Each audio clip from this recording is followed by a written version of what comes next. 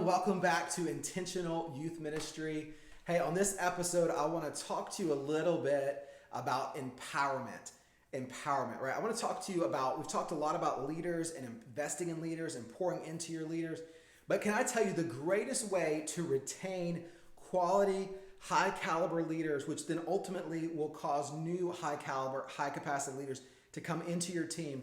And that is to understand the importance of empowerment. To be a pastor, to be a leader who empowers other leaders, right? I'll never forget years ago, I was at a conference and I heard this pastor, well-known guy up on the platform speaking, and he started talking about this whole concept of replacing yourself, raising people up, giving ministry away, and replacing yourself.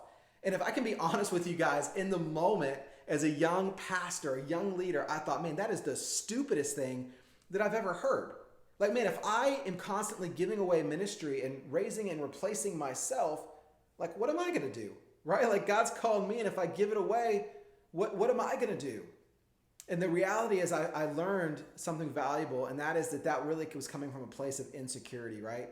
As a young leader, I was insecure. I was not confident in who I was as a leader. But something that I started to learn and grow in over the years was the importance of empowerment, of giving ministry away. Now, I want to say this. You got to be careful when you say that term, giving ministry away, because sometimes we have a misconception about what that means. And so let me talk to you just for a second about that. I believe that most of us fall into one of two categories as leaders. Down here, we have the leader that I would call the tight-fisted leader. That is the leader who holds on tight to everything. They can be a little on the micromanaging side. They don't ever give away opportunity. They don't ever empower. They have to have their hands on everything because they just do. That's the way they operate. Now, that can come from one of two places. That can come from a place of insecurity, right? Man, like, I'm just insecure in my own leadership, and if I give stuff away, I'm not going to be insecurity. By the way, if you're insecure as a leader, guys, that's incredibly dangerous. Deal with that now because it's super unhealthy, and you'll end up hurting tons of people around you if you don't deal with that. But insecurity, sometimes it's not insecurity. You could find yourself in that bucket, and maybe it comes from this place. Maybe the way you're wired, you just tend to have it. Have you ever said things like, well, I just know I can do it better myself or more effectively myself, or I don't have the time to raise other people up, I'll just do it myself. Sound familiar? Again, it doesn't mean you're insecure as a leader, but it might mean you're a little bit on the tight-fisted side. And the reality is you'll never keep high-level, high-capacity leaders around you if you don't learn how to open that up and give stuff away. So there's a tight-fisted leader down here, but up on the other end of the spectrum is what I'll call the over-delegator. Maybe you fall more in this bucket, and this is the person who gives away everything, all the time, free-handedly, to anybody and everybody.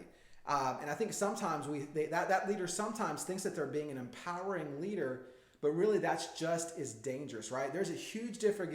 Let me write this down. If you're taking notes, jot this down. Remember this in your memory. It's just tweetable what I'm about to say.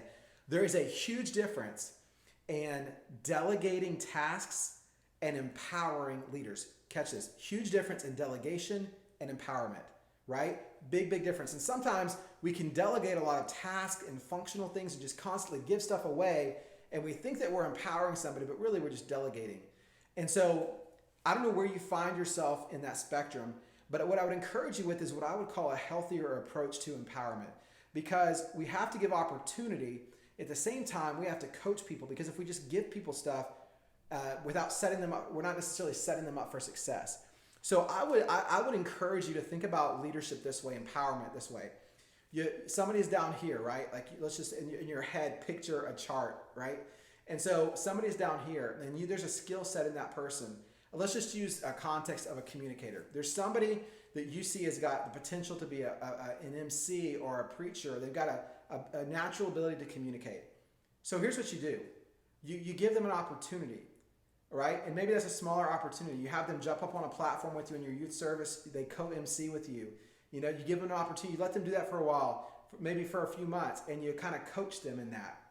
And they're doing great. So then you give another opportunity. Maybe you have them lead a team huddle pre-service with all of your leaders, and you give them an opportunity to share a little 5-minute message or word, and then you coach them in that. And then you give them an opportunity at your youth camp, or at a small group to give a little message, mini message. And then same thing, you coach them in that. and then you give them an opportunity. You see what I'm saying? You get where I'm going. So instead of just giving away opportunity, what if you gave an opportunity, you coached them? You gave an opportunity, you coached them. In other words, I'll just tell you, I've had people over the years who I've seen that potential in to be a preacher or a communicator. But if I threw them on a main platform and said, hey, stand up in front of hundreds or thousands, or even if it's small for you, but stand up in front of our main youth service or whatever and preach a message, you're not necessarily setting them up for success. So creating these platforms where you can give an opportunity, you can coach. Give an opportunity, coach. Opportunity, coach. I believe that's what true empowerment looks like. And God has called us not to just delegate tasks, but also not to hold on so tight to everything. He's called us to empower people, and empowerment comes with us being intentional in the way that we give opportunity and the way that we coach people after we give them those opportunities. I hope that helps you guys, encourage you to be an empowering leader, build up an incredible team around you by giving away ministry in a very intentional way. Love you guys, and we'll see you next time.